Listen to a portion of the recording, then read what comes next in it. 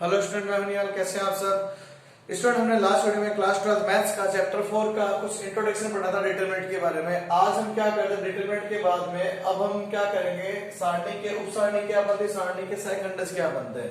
भाई minors of determinant and cofactor of determinants की condition हमारे पास क्या आएगी। अब हम इन दो टॉपिक के बारे में कुछ चर्चा करने वाले हैं। तो स्टूडेंट, मेरे अकॉर्डिंग शायद किसी स्टूडेंट के दिमाग में अभी भी ये बात आ रही होगी कि सर मैट्रिक्स और डिटरमिनेंट दोनों में डिफरेंस क्या है। तो पहले मैं उसके बारे में थोड़ा सा आपको और बता देता हूं।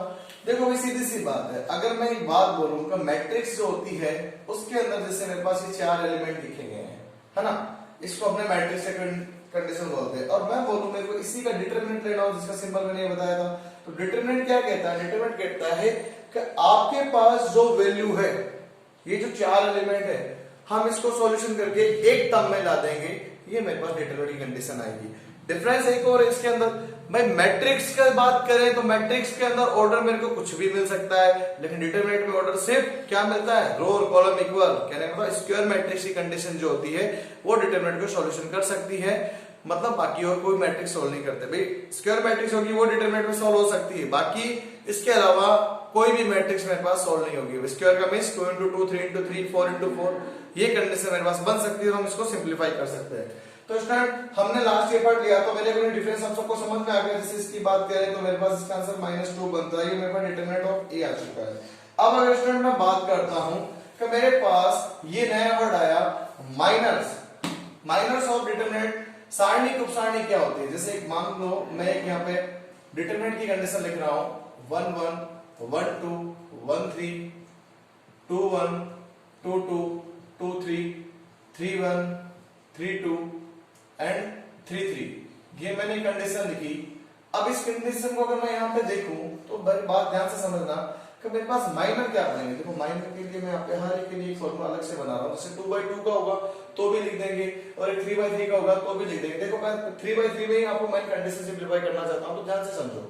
देखो अगर मैं बात करूं इसमें मेरे पास कितने एलिमेंट है, टोटल 9, तो मेरे पास माइनर्स के कितने बनेंगे, 9 बनेंगे। बात समझ में आ रही है? अगर मेरे पास एलिमेंट 4 आ रहे हैं तो माइनर भी 4 बनेंगे। क्लियर? या मैं एक काम करता हूं, सिंपली इसको 2/2 की कंडीशन के अकॉर्डिंग सॉल्यूशन कर लेते हैं। भाई 2/2 में मेरे पास क्या बन सकते हैं उसके बारे में डिस्कस करते हैं। भाई देखो मैं बोलूं इसका मेरे को a11 का माइनस ही, देखो माइनर को हम किससे डिनोट करेंगे, m से। मेरे पास समझ आ गई? m से डिनोट करेंगे, कैसे सॉल्व करेंगे वो बता देता हूं। कि जब 1 का मेरे को माइनर लेना है तो इसके साथ में इस वैल्यू को इस वैल्यू को छोड़ दो, क्या बच गया 2 2। और अगर मैं बात करूं नेक्स्ट, इसका माइनर लेना है, इसको और इसको छोड़ दो, क्या बच गया 2 1। और अगर मैं बात करूं मेरे को इसका माइनर लेना है 2 1, तो इसको इसको छोड़ दो, क्या बच गया 1 2। और अगर मेरे को इसका माइनर लेना है तो इसको इसको छोड़ दो, क्या बच गया 1 1। ये तो हो गया मेरे पास। जब 2/2 की कंडीशन आ जाए तो मेरे पास माइनर कुछ ऐसा बन जाएगा। तो मेरे अकॉर्डिंग आपको समझ में आ गया होगा। तो आप एक इसको 2/2 का डिटरमिनेंट के अकॉर्डिंग माइनर बनाया है, तो आप इसको वीडियो को पॉज करके नोट कर लीजिए। अब अगर इसी में अगर मैं बात करूं तो भाई 3/3 आ जाए तो उस केस में माइनर कैसे बनाना है वो भी समझते हैं। जैसे मान लो मेरे पास ये डिटरमिनेंट की कंडीशन मैंने ये ले ली, 1 1 1 2 1 3 2 1 2 2 2 3 3 1 3 2 एंड 3 3। तो अगर मैं इसकी बात करता हूं तो देखो बात समझो, अगर मेरे को क्या करना है, इसका माइनर लेना है। अब बात समझना ध्यान से, 1 1 का माइनर लेना है तो मैं इसको और इसको कोई रंग छोड़ता हूं, बच गए क्या, 4 एलिमेंट बच गए ना। तो 4 एलिमेंट क्या, 2 2 2 3 3 2 एंड 3 3। तो अब आप कहोगे सर इसको सॉल्व कैसे करेंगे, इसका सॉल्यूशन और एक बता देता हूं। कैसे सॉल्व करना है, इसको इससे मल्टीप्लाई माइनस इसको इससे मल्टीप्लाई। जैसे 2 2 ये 3 3 से मल्टीप्लाई करेगा, माइनस 2 3 3 2 से मल्टीप्लाई करके माइनस कर देगा। जो इसका आंसर आएगा वो मेरे पास का क्या बन जाएगा, माइनर की कंडीशन बना देगा। क्लियर? अब 1 1 का हो गया। ऐसे अगर मेरे को इसका लेना है तो अगर मैं मान लो 1 2 की बात करूं, वैसे एक फॉर्मूला नहीं, हमें कंडीशन ध्यान में रखनी है। हमें एक फॉर्मूला नहीं बना रहे, हमें कंडीशन बना है जिससे मेरे पास सारे एलिमेंट का माइनर हम कैसे फाइंड आउट करना वो हमें पता चल जाए। बस इस 1 1 के लिए तो m1 नाम दे देंगे, इसके लिए m2 नाम दे दिया। इसको इसको t छोड़ दो तो देखो क्या बच गया मेरे पास, 2 1 बच गया, 2 3 बच गया, 3 1 बच गया, और 3 3 बच गया। हमें ये फॉर्मूला एग्जाम में शो नहीं करना है, ये हमारे समझने के लिए है, फॉर्मूला नहीं है ये बात ध्यान रखना। हम डायरेक्ट कंडीशन सॉल्यूशन करेंगे। जैसे मान लो मेरे को बोल दिया जाए एक डिटरमिनेंट मेरे को इसने दिया या मैट्रिक्स इसने मेरे को दे दी, वो बोलता है इसके सारे मेरे को क्या फाइंड आउट करना, माइनर एलिमेंट्स क्या होंगे, जिसके उप सारणी क्या बनती है वो मेरे को फाइंड आउट कर देगा। तो हम इस तरीके से सॉल्यूशन करके दिखाएंगे। क्लियर? तो एक दो और मैं बता देता हूं आपको, बाकी सारी कंडीशन कुछ ऐसी बननी है। जैसे मान लो 1 3 की बात है, इसको छोड़ देंगे, यहाँ पे क्या बन जाएगा 2 1 बन जाएगा, 2 2 आ जाएगा, 3 1 बन जाएगा और 3 2 आ जाएगा। ऐसे अगर मैं इसकी बात करता हूं M21 की इस बार, तो इसको छोड़ देते हैं, क्या बच रहा मेरे पास 1 2 1 3 और यहाँ पे आ रहा है 3 2 3 3। क्लियर? इसकी बात करते हैं सेंटर पे, M22 करते हैं, तो इसको प्लस छोड़ दो सेंटर वाला, तो क्या बच गया 1 1 1 3 3 1 3 3, ये बच गया। भाई इसको छोड़ दिया ना हमने, जैसे इसको लिया था इसको छोड़ दिया तो हमारे पास ये 4 वैल्यू बन गई थी। सॉरी यहाँ पे 2 3 है। भाई देखो मैंने क्या किया था, पहले इन चारों को ले लिया, इसको छोड़ दिया, ये कंडीशन बच गई। फिर मैंने 1 1 लिया, 1 1 लेने के बाद 1 2 लिया, तो इसको छोड़ दिया तो क्या मिला 2 1 2 3 3 1 एंड 3 3 मिल गया। भाई इसको छोड़ दिया हमने, ठीक है ना, इसको छोड़ दिया तो हमारे पास ये कंडीशन बन गई, ये वाली कंडीशन गई और ये वाली कंडीशन गई, तो मेरे पास ये 4 एलिमेंट बचे, लिख दिया। अब मैंने फिर इसको लिया 3 1 के लिए, तो इसको छोड़ दिया तो मेरे पास देखो क्या बच गया, ये बच गया, ये बच गया, ये बच गया, बच गया। अब मैंने इसको लिया, इसको और इसको छोड़ दिया तो मेरे पास देखो क्या बन गया 1 2 1 3 3 2 और 3 3 मिल गया। ठीक है, अब मैंने इसकी बारी है, तो इसको इसका प्लस छोड़ना है, तो ये 4 एलिमेंट मैंने फिर लिख दिए, इसको लिख दिया। अब इसकी बारी है, जैसे 2 3 की बात करते हैं तो 2 3 में क्या आएगा, इसको और इसको, जो मतलब इसके साथ एलिमेंट की जो लाइन जा रही है ना, रो और कॉलम, उसको हटाना। जैसे मान लो इस एलिमेंट में इसका रो क्या है, इसका कॉलम क्या है, उसको छोड़ना, बाकी सबको लेना। जैसे ये मेरे पास 4 एलिमेंट बच गए 1 1 1 2 और मेरे पास आगे चलते हैं 3 1 एंड 3 2, ये बच गया। अब आगे मैं और लिख देता हूं, ये भी ध्यान रखना माइनर के बारे में बता रहा, कोफैक्टर नहीं बता रहा।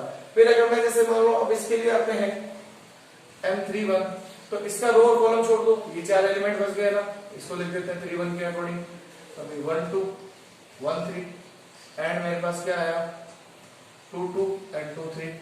इसके बाद बात करते हैं इसके लिए, तो इसको छोड़ देते हैं, तो मेरे पास कितना आया 3 2 आएगा। 3 2 में इसको छोड़ना, तो ये आया मेरे पास 1 1 2 1 और यहाँ पे इसको छोड़ दिया तो मेरे पास आ गया 1 3 और लास्ट मेरे पास आया 2 3। क्लियर? एक लास्ट एलिमेंट ये हो गया।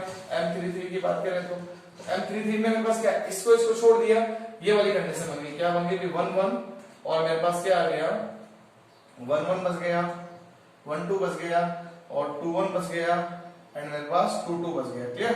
भाई देखो इसको लिया था, तो इसको छोड़ दिया था, अब इसको लिया तो ये इसके साथ में ये रो जा रही है, कॉलम जा रही है, इनको चारों एलिमेंट को मैंने यहाँ पे लिख दिया, ये कंडीशन आ गई।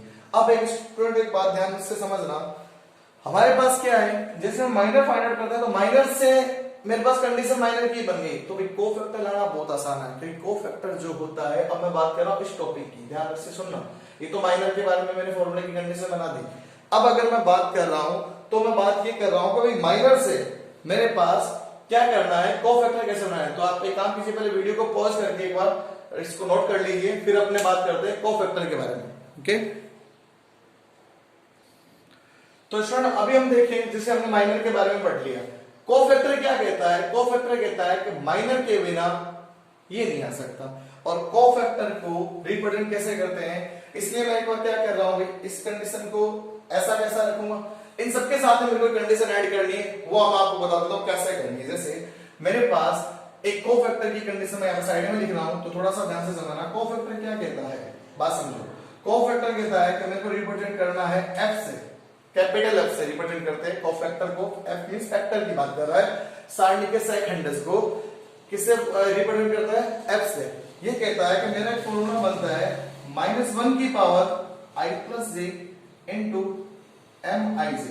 अब बात समझो, इस फॉर्मूले में क्या बात बताई इसमें, ये कहता है -1 की पावर I प्लस जे मतलब एलिमेंट की कंडीशन की लोकेशन की बात कर रहा है, और ये बोलता है इसके साथ मल्टीप्लाई कर दो आप IJ का मींस MIJ का मींस जितने भी माइनर है, जितने भी मेरे पास माइनर, उस माइनर के साथ अगर मैं -1 की पावर I प्लस जे के अकॉर्डिंग ले लूं तो मेरे पास फॉर्मूला बन जाएगा, और इससे मेरे पास हर एक का क्या आ जाएगा, कोफैक्टर आ जाएगा। जैसे बात करें, अब जैसे 1 1 है, अब मैं 1 1 के अकॉर्डिंग बोलूं तो इसका कोफैक्टर लेना है तो आप क्या करोगे, इस 1 1 के अंदर जैसे मान लो ये 1 1 है तो मैं इसके जस्ट नीचे लिख रहा हूं, कभी अगर मान लो f11 आएगा -1 की पावर 1 + 1 आई और से 1 + 1 इनटू में क्या हो जाएगा m11, ये इसका कोफैक्टर आ गया। समझ में आई बात? भाई इसका जो आंसर आएगा उसको मेरे को किससे मल्टीप्लाई करनी है, -1 की पावर i + j से। i + j का मींस i भी 1 और j भी 1। अगर मैं इसकी बात करूं देखो इसके लिए क्या बनेंगे, f12 की बात करें तो वही -1 की पावर 1 + 2 इनटू में 1 2 आ गया, ये मेरे पास कोफैक्टर बन रहा है। अब अगर इसकी बात करूं तो मेरे पास क्या आएगा 1 3, -1 की पावर i कितना है इस बार 1 और j इसके साथ में m13 की मल्टीप्लाई कर दी, ये इसका कोफैक्टर आ गया। अगर इसकी बात करूं तो मेरे पास क्या आएगा 2 1 की बात कर रहे हैं ना, तो 2 1 में -1 की पावर 2 + 1 इनटू में m21 आ गया। अगर मैं इसकी बात करूं f22 की बात करूं तो 22 की बात में देखो मेरे पास क्या आएगा -1 की पावर 2 + 2 इनटू में कितना आ जाएगा 22 आ गया, ये फिर इसका भी कोफैक्टर बन गया। अगर इसकी बात करते हैं f23 की तो 23 में -1 की पावर 2 + 3 और इनटू में कितना आ जाएगा मेरे पास, यहाँ पे आया m23 आ गया, तो ये मेरे पास का कोफैक्टर बन गया। अब अगर 31 की बात करें तो f31 ले लेते हैं, -1 की पावर भाई i + j i3 + 1 इनटू में m31 आ गया। इसकी बात करते हैं तो मेरे पास कितनी कंडीशन आ जाएगी, f32 की -1 की पावर 3 + 2 इनटू में m32 आ जाएगा, ये इसका कोफैक्टर भी बन गया। और मेरे पास अगर बात करें एक इसकी लास्ट तो इसकी कंडीशन भी यहाँ पे शो कर देता हूँ भाई f33 की बात करते हैं, -1 की पावर कितना 3 + 3 इनटू में m33, ये बन गई मेरे पास की कंडीशन। तो स्टूडेंट मेरे अकॉर्डिंग आपको जरूर समझ में आ गया होगा भाई कोफैक्टर की हमें क्या करना है, एक फॉर्मूला ध्यान में रखना है, ये फॉर्मूला मैं ऊपर और लिख देता हूँ, fij -1 की पावर i + j इनटू में हर एक माइनर एलिमेंट की बात करता है। क्लियर? मेरे अकॉर्डिंग आपको ये समझ में आ गई होगी। अब मैं क्या करता हूँ सिंपल सा 2 × 2 का एक एग्जांपल लेके आपको माइनर और कोफैक्टर दोनों एक साथ ही समझा रहा हूँ, तो वो ध्यान से एक बार समझ लीजिए। मेरे अकॉर्डिंग आपको सबने ये समझ लिया होगा जिसमें मैंने पहले माइनर समझे, फिर हमने कोफैक्टर समझे, भाई सारणी के उपसारणी सारणी के सेट इंडेक्स कैसे ज्ञात होते हैं हमने ये तरीका सीख लिया। क्लियर? अब अगर मैं एक बात करता हूँ सिंपल से एक एग्जांपल ले रहा हूँ जिसमें मैं माइनर और कोफैक्टर दोनों बताऊंगा, जैसे 2/2 का ले रहा हूँ पहले, फिर नेक्स्ट हम जब क्वेश्चन करेंगे उन क्वेश्चनों के अंदर एक कंडीशन सॉल्यूशन करना सीखेंगे। अब इसके लिए एक छोटी सी एक फॉर्मूला और मैं आपको बताऊंगा जिससे डिटरमिनेंट फाइंड आउट करने की कंडीशन का। तो एक एग्जांपल जैसे मान लो ये ले लिया मैंने, मान लो ये मैट्रिक्स है 1 2 3 और 4। क्लियर? मैं बोलता हूं मेरे पास इसका माइनर लेना है, माइनर को हम 1 1 कहते हैं, इसको छोड़ दो कितना आया 4। इसकी बात करते इसको हम 2 बोलते हैं, इसको छोड़ दो कितना आया 3। और अगर मैं बात करता हूं मेरे पास 2 1, इसके लिए इसको छोड़ो कितना आया 2। और अगर मैं इसके लिए बात करता हूं तो मेरे पास 2 2 कितना आ जाएगा, इसको छोड़ दो आ गया 1। ये तो हो गया मेरे पास माइनर। अब मैं बोलो इसी के कोफैक्टर लेने हैं, बात करो 1 1 की -1 की पावर 1 + 1 इनटू में ये आ रहा 4, तो -1 की पावर 2 कितना आएगा प्लस ही आना है, आंसर आ गया 4। बात करते हैं 1 2 के लिए -1 की पावर कितनी आ जाएगी भाई 1 + 2 इनटू में 3, भाई माइनस कितना मेरे पास 1 2 है ना, तो -1 की पावर कितना आएगा 3 है, तो माइनस ही आएगा, आंसर आ गया माइनस। और अगर मैं बात करता हूं 2 1 की तो देखो -1 की पावर 2 + 1 इनटू में कितना -2, तो ये -2 आ जाएगा। और अगर इसकी बात करें तो मेरे पास 2 2, तो देखो कितना आ जाएगा मेरे पास भाई, मेरे पास ये बन जाएगा -1 की पावर 2 + 2 और इनटू में कितना 1, तो आया मेरे पास 1।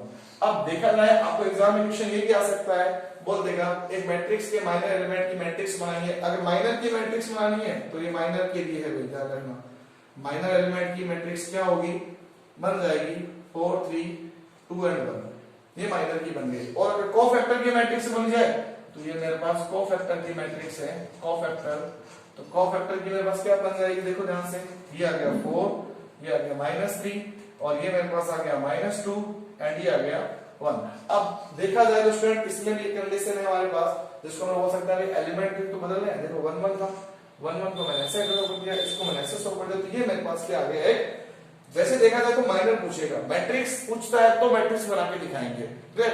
मैट्रिक्स की एक बार बात करें तो मैट्रिक्स में बाद में बात करेंगे, क्वेश्चन आएगा। क्लियर? तो हमें पहले ये सीख लिया तो माइनर एलिमेंट कैसे बनाते हैं और कोफैक्टर कैसे बनाते हैं। तो स्टूडेंट मेरे अकॉर्डिंग आज का ये वीडियो आपको सब जरूर समझ में आया होगा, जिसमें हमने क्या सीखा, डिटरमिनेंट का माइनर और कोफैक्टर कैसे बनाते हैं, जिसकी हमने कंडीशन यहाँ पे पढ़ ली, फॉर्मूला के अकॉर्डिंग हमने देखा। Okay clear? Thank you.